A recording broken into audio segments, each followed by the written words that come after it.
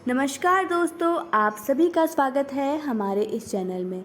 आज के कहानी का शीर्षक है ईमानदारी का फल। काफी समय पहले की बात है। प्रतापगढ़ नाम का एक राज्य था। वहाँ का राजा बहुत अच्छा था, मगर राजा को एक सुख नहीं था।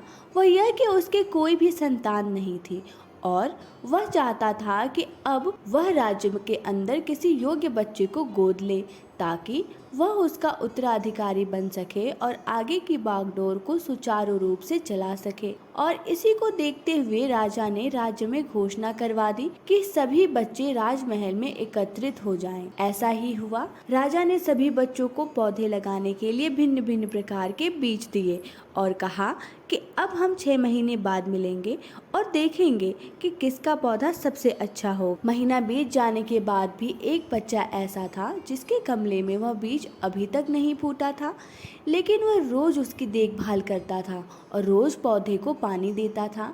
देखते ही देखते 3 महीने बीत गए। बच्चा परेशान हो गया। तभी उसकी माँ ने कहा कि बेटा धैर्य रखो, कुछ बीजों को फलने में ज्यादा वक्त लगता है। और वह पौधे को सींचता रहा। 6 महीने हो गए।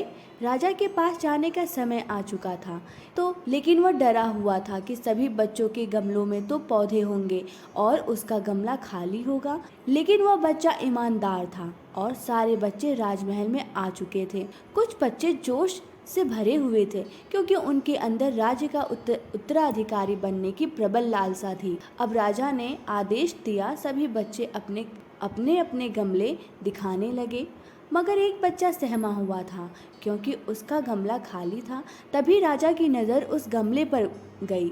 उसने पूछा, तुम्हारा गमला तो खाली है? तो उसने कहा, लेकिन मैंने इस गमले की 6 महीने तक देखभाल की है।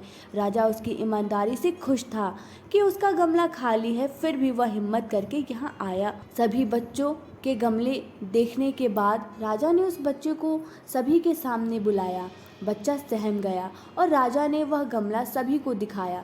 सभी बच्चे जोर से हंसने लगे। राजा ने कहा, शांत हो जाइए, इतने खुश मत होइए। आप सभी के पास जो पौधे हैं वो बस बंजर है। आप चाहे कितनी भी मेहनत कर ले, उनसे कुछ नहीं निकलेगा। लेकिन असली बीज यही था। राजा उसकी ईमानदारी से बेहद खुश हुआ और उस बच्चे को राज्य का उत्तराधिकारी बना दिया गया। लेकिन हमें इस कहानी से क्या सीखने को मिला? मेरे हिसाब से दोस्तों, अपने अंदर ईमानदारी का होना बहुत ज़रूरी है।